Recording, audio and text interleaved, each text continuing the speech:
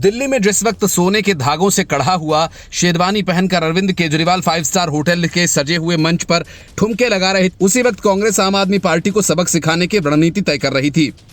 जिस गुजरात में मिले 14% वोट के जरिए आम आदमी पार्टी को राष्ट्रीय पार्टी का दर्जा मिला, कांग्रेस के तेवरों से लगता है कि वो दर्जा गुजरात की वजह से ही छिन जाएगा। वजह ये कि कांग्रेस अब ये समझ चुकी है कि हर दूसरे तीसरे दल के साथ गठबंधन करने के कारण उनकी हालत पतली हुई, इसलिए उसने पहले इन छिटपुट दलों को निपटाने का फैसला किया। यही वजह है कि गुजरात में सीट पर होने वाले उपचुनाव में कांग्रेस आम आदमी पार्टी के साथ कोई नरमी नहीं बरतने जा रही।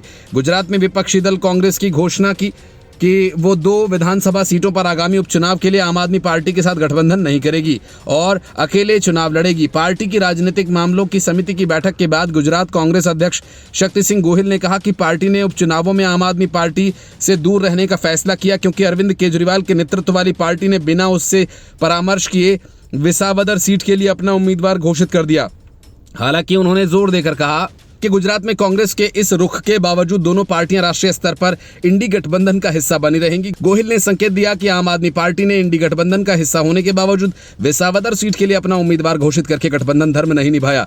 निर्वाचन आयोग ने अभी उपचुनाव की तारीखों की घोषणा नहीं की है, लेकिन केजरीवाल ने पिछले महीने पार्टी के नेता गोपाल इटालिया को विसावदर सीट के लिए अपना उम्मीदवार घोषित कर दिया।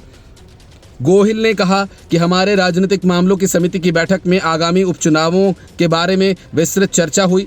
हर गठबंधन के कुछ सिद्धांत होते हैं, लेकिन आम आदमी पार्टी ने हमसे सलाह मशविरा किए बिना ही विसावदर के लिए अपना उम्मीदवार घोषित कर दिया है। हम इंडी गठबंधन का हिस्सा है, लेकिन पार्टी की प्रदेश इकाइयां अपने फैसले लेने के लिए स्वतंत्र हैं। कांग्रेस नेता ने दावा किया कि पार्टी हरियाणा विधानसभा चुनाव इसलिए हारी क्योंकि केजरीवाल ने जो कुछ सीटों पर उनकी पेशकश स्वीकार करने से इनकार कर दिया था और अपने उम्मीदवार उतारने का फैसला किया था। उन्होंने कहा कि कांग्रेस ने 2024 के लोकसभा चुनावों में आम आदमी पार्टी के लिए भरूच और भावनगर सीट छोड़ी थी। गोहिल ने कहा, इसलिए हमने सर्वसम्मति से आगामी उपचुनाव अकेले लड़ने का फैसला किया है। ये भी एक तथ्य है। गुजरात के मतदाताओं ने कभी किसी तीसरी पार्टी को स्वीकार नहीं किया। केजरीवाल द्वारा किए गए नुकसान के बावजूद कांग्रेस अब भी यहाँ सबसे बड़ी विपक्षी पार्टी है। लोगों के हित में कांग्रेस इन सीटों पर अपने उम्मीदवार उतारेगी।